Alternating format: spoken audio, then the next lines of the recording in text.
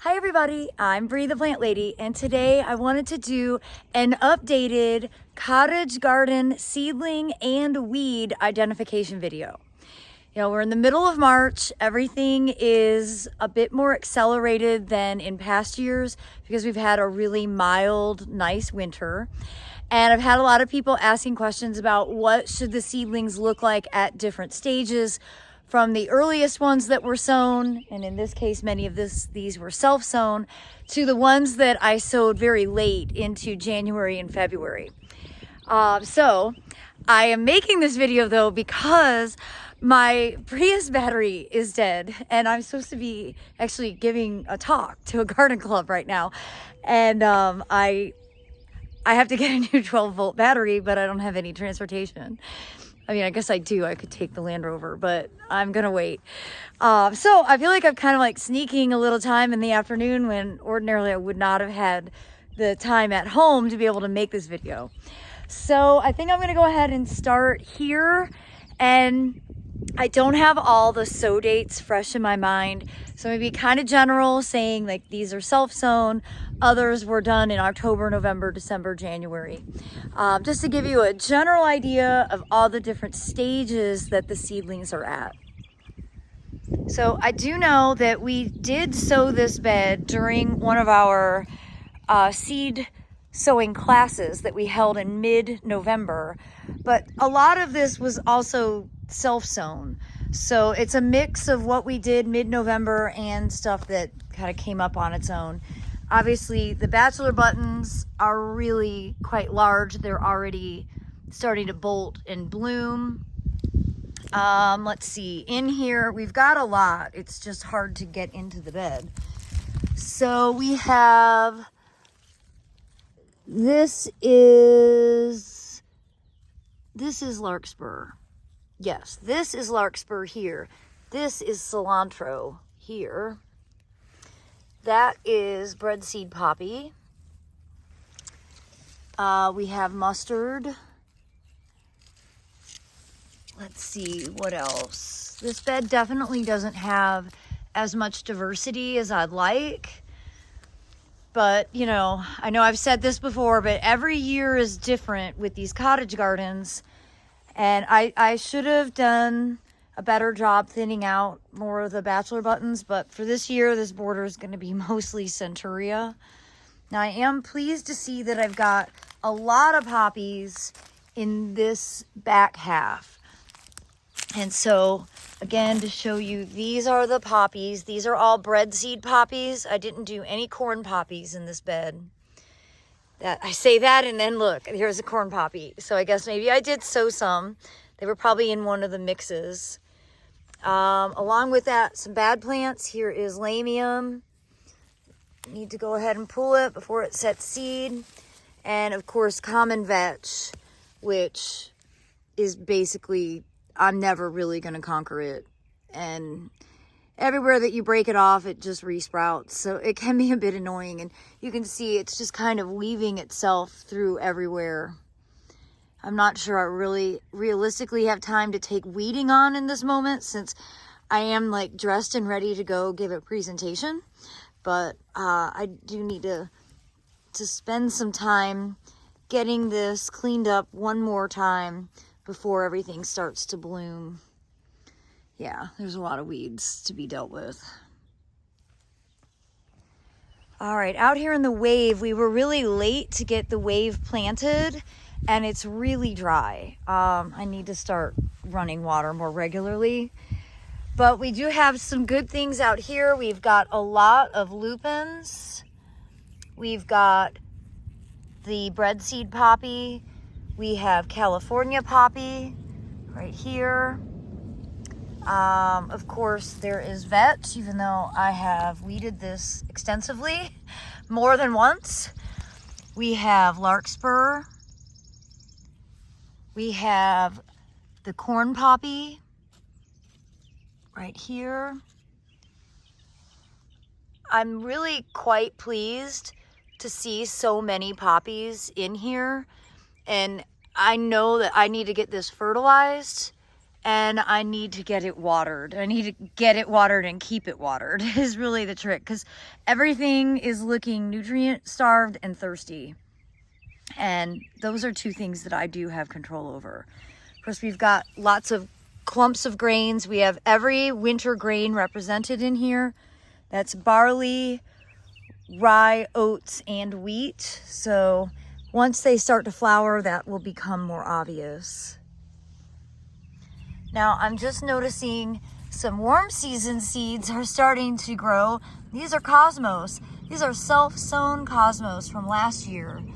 And here's one that's a bit more mature. It's really early for cosmos, and look at, now that I'm looking, I'm seeing them all over the place. So we'll see how those do. I guess that means that the soil is warm enough for warm season stuff to grow, but we have frost in the forecast, so I'm not sure that those will actually persist. Well, out here at my mailbox, I wanted to show you the difference between self-sown, these nice big plants, all along the edge, because that's where they like to grow, versus the seed that I sowed on purpose, and I did this late January. So here is corn poppy, and here is breadseed poppy. This is larkspur.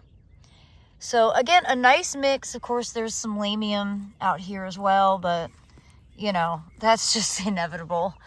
I'm pleased to see though that we will have a nice poppy display out here at the mailbox. I mean, it's just a nice way to greet people. And well, picking this at this stage is actually very satisfying. Maybe I will spend some time on my hands and knees and show up to the garden club looking very authentic. Well, over here in the native borders, again, I wanted to show you the difference in vigor between self-sown all along the edge. Those are plants that, you know, are seeds from last year that self-seeded, versus the stuff that I seeded, again, mid to late January, when we top dressed, when we burned the bed, and then we top dressed with soil cube and we overseeded. So that's a really big difference in size. Obviously, these are going to bloom much earlier, but with any luck, these will actually be the things that are flowering in May when we have the open garden. You can also see nice vigor with these plants, and to be honest, I'm not sure. I think these are the giant poppies that were sent to me from England, so I would have sowed those, and I'm really impressed with how big they are, you know, compared to these. And I don't really have an explanation. These beds are dry, they haven't been fertilized, so it's great to see that we've got good poppy action kind of in the middle of this bed, and really that does extend all the way through. You see, here's larkspur, these are California poppies, these are the Papaver somniferum, and really we've got that scattered well all through this bed, which is great because I don't really have enough ground plane, perennial ground plane in this bed at this time. So filling in with these annuals is a really good thing to help keep the soil in place. Over here, these are all corn poppies. So I'm actually, now that I'm looking at this, I'm feeling really encouraged. I just need to turn on the sprinklers and put out some fertilizer. Now, during the seed sowing class in November, we also overseeded this border, and I'm really disappointed with how little ended up growing, but honestly, this section is just so dry. You know, we've got a water oak there and a live oak here, and these big trees just take up every drop of water. So we did have the spicy greens mix a little bit represented here along the edge. And I mean, we tossed a ton of poppies into here. Interesting enough, I am seeing buckwheat self-sow, and that's a good sign.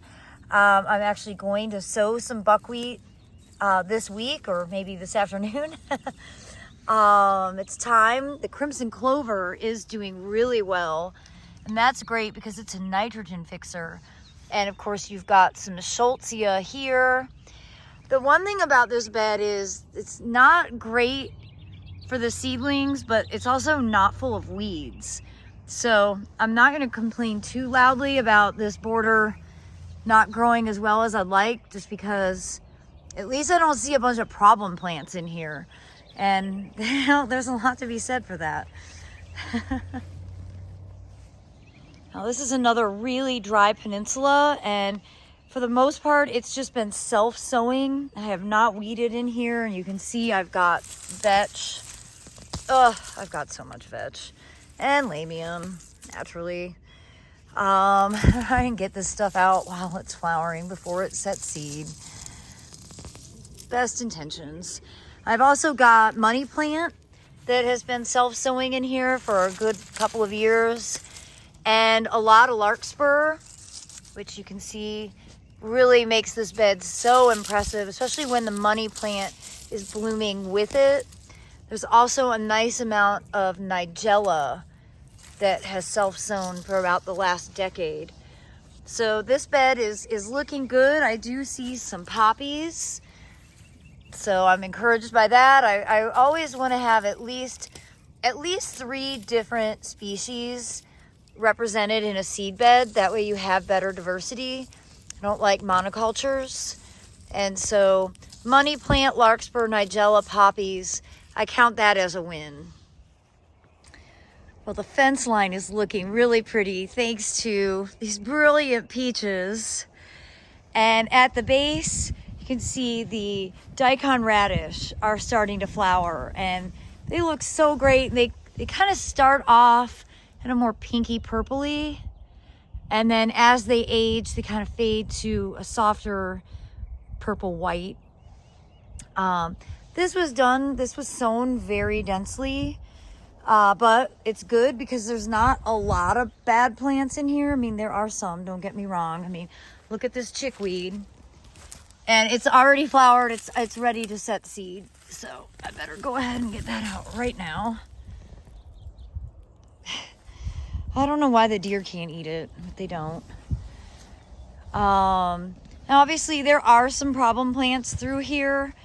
We've got, more vetch, lots of the Carolina geranium, lots of lamium, and it's not hard to understand why we have this, because that's basically what the grass is. Right now the grass is dormant. It's just starting to break dormancy. This backyard is almost exclusively the Carolina geranium, and I'm never gonna get rid of it in my beds unless I deal with it in the turf. To be honest, I just don't want to have to put that amount of herbicide out. So I just have to accept that it's part of my reality. But you can see the turf. When you take the concept of it's green, you mow it, you do end up perpetuating some problem plants. Well, I wanted to show you here because cilantro on this sunny section that's more open is already starting to bolt and bloom. I haven't even started harvesting cilantro yet, so kind of missed the boat on this one. But nice to see that it's growing. Again, we've got, good poppies throughout here. We've got lettuce. This is a daikon radish in a smaller stage. What else do we have in here? We've got larkspur right here. I'm really impressed with how many poppies they are. This is gonna look really nice when it flowers. And again, these are the corn poppy. And the worst plant ever. Cleavers, Velcro plant, whatever you want to call it. It's a terrible, terrible, terrible, terrible plant. Also, there's chickweed. Oh boy, it's dangerous when you start weeding. You really start to see everything. But really, the cleaver, that right there, is what I'm trying my hardest to make sure I eradicate as best that I can.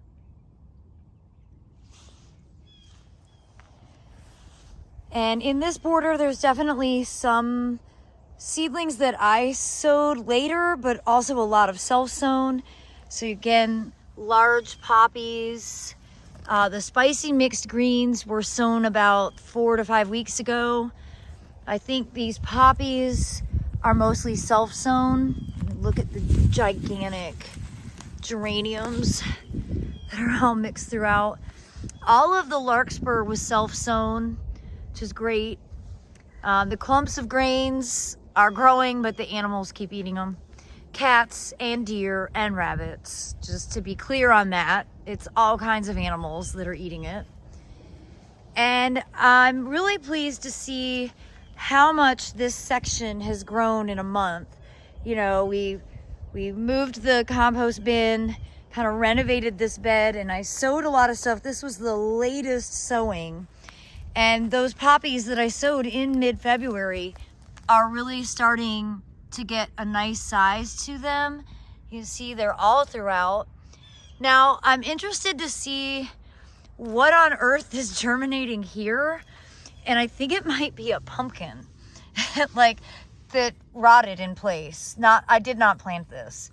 And that indicates the soil is really warm. But again, we have frost in the forecast. Pumpkins aren't going to make it through frost. So it's just weird this year that it's March. And yeah, that's definitely a pumpkin. There's a seed.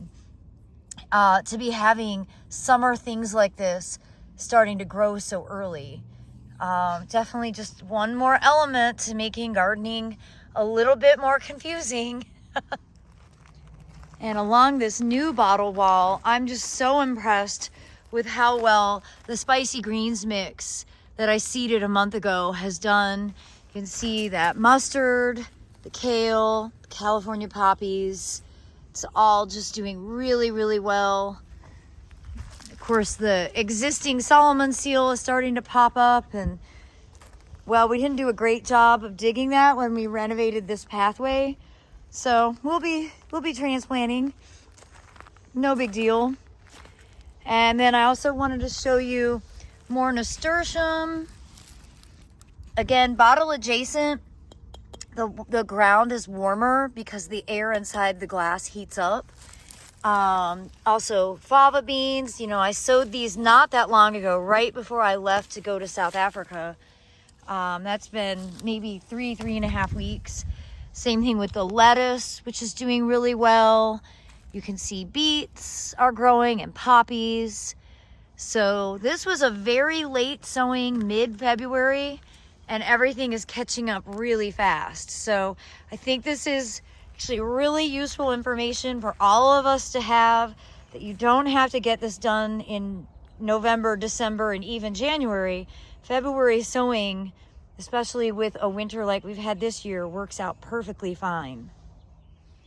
Now here in the front of this side property border, the Nigella is all self-sown, and it just is doing so well. But with that are poppies that I did seed, and again, these are the Papaver somniferum giganteum, the seed that was sent to me from Mark in England. Thank you, Mark. Your seedlings are doing great. And you can see really nice, they're actually not too crowded here, so they're gonna really grow up and be great. More weeding needs to be done. Those doggone geraniums are absolutely everywhere, even though I thought I did a really good job of weeding this bed. There you have it. So again, most of this bed is self-sown, so things are way more advanced. And I do need to come in. You can see how much geranium there is mixed in with the Nigella and the larkspur, which is here, to really be able to show you the difference in the leaf. The larkspur leaves get quite large. The Nigella leaves get very elongated. Speaking of self-sown giants, here we've got some massive perennializing California poppies. And again, I think they perform this well because they're bottle adjacent. Same thing with the kale and all this Nigella that's growing. And you know, more larkspur, more Schultzia back there. Everything loves growing bottle adjacent, and the poppies are no exception either. You see, these are all self-sown corn poppies, and I showed you this last week, but the flower buds are getting even larger. This is definitely the earliest that I will have ever had poppy flowers. I don't think they'll be impacted by the light frost that we have coming, but I just can't believe that it's March 18th and there are actual poppy buds that are about to open. Well, everybody, I hope this video showing all of the cool season cottage garden seedlings and their weed components will be helpful for all of you. I can't believe how far along everything is for being just the middle of March, but like I keep saying, every year is different, and well, this year, we're going to get a beautiful display earlier than ever.